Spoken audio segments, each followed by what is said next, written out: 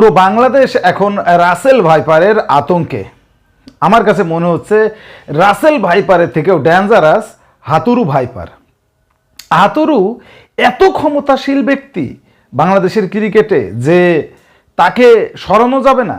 এত কিছু ঘটে গেল, অথচ বিসিবির টনক কি এরপরও নড়বে না?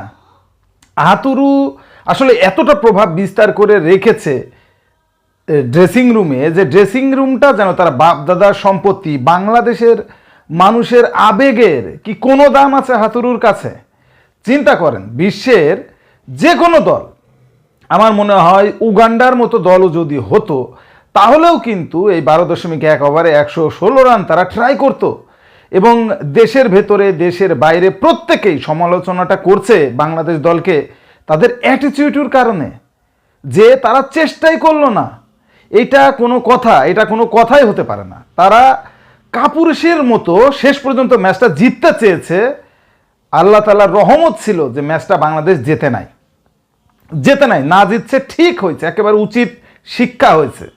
এবং আমার কাছে মনে হচ্ছে যেটা, যে এই যে তারা সেমিফাইনাল খেলার চেষ্টা করলো না, শেষ পর্যন্ত তারা ম্যাচটা জেতার চিন্তা করলো, এই প্ল্যানটা কার, এই মাস্টার মাইন্ডটা কার?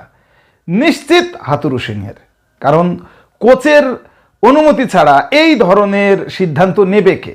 দেখেন, সমালোচনার ঝড় বয়ে যাচ্ছে বাংলাদেশের যারা আপামর জনগণ। আমি কয়েকটা ভিডিও দেখেছিলাম, এর ভিতরে দেখলাম রিক্সাওয়ালারা আছে ভাই, তারা তাদের কাজ ফেলিয়ে থুয়ে বড় স্ক্রিনে খেলা দেখছে। এবং শেষ পর্যন্ত তারা বলল যে এই সময়টা যদি কাজ করতাম, রিক্সা চালাতাম, তাইলেও 300-400 টাকা তাদের ভাড়া হতো। সেই তাদের রুটি রুজির জায়গাটা স্যাক্রিফাইস করে তারা খেলা দেখতেছে। এই আবেগের কোনো দাম কি হাতুরুর কাছে আছে? আমার মনে হয় না আছে। আমার মনে হয় না।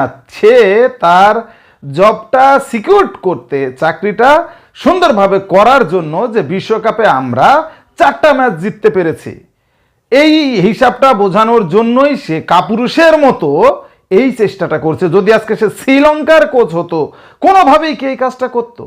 এবং সব থেকে বড় ব্যাপার, দেখেন কত বড় একটা সিন্ডিকেট সে তৈরি করেছে এবং টিমের ভেতরে সে কত বড় প্রভাব ফেলেছে। একটা প্লেয়ারেরও সাহস নেই, মাহমুদুল্লাহ রিয়াদের মতো এরকম এক্সপিরিয়েন্স প্লেয়ারও ধোকা খেয়ে গেল, পরপর ডটের পর ডট দিতে লাগলো। আশ্চর্য ব্যাপার। কারণ ওই যে যিনি কোচ, তার বাইরে তো যাওয়ার কোনো সুযোগ নাই। আর আমাদের ক্যাপ্টেন সাহেবের কথা তো বাদই দিলাম, ভ্যালুলেস। এই ক্যাপ্টেনের তো কোনো ভ্যালুই নেই, একেবারেই কোনো মূল্যই নেই। সাকিব তাল দিয়ে সুন্দরভাবে চলছে, হাতুরুর উপরে কথা বলার ক্ষমতা কারণ নাই।